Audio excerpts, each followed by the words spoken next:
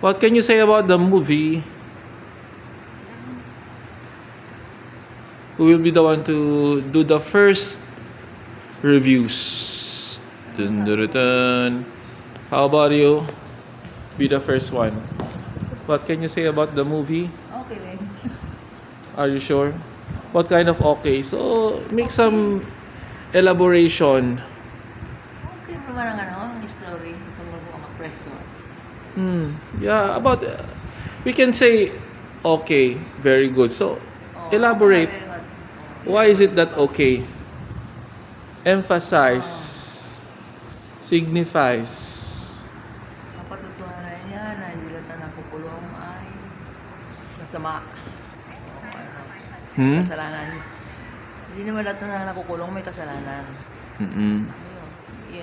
Yan, gusto ko kita dyan ang yan, ganyan ang ganyan sa kulungan.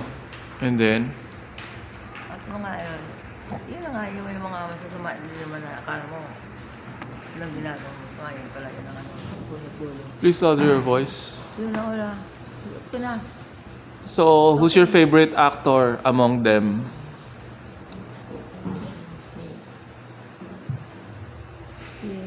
Lahat sila.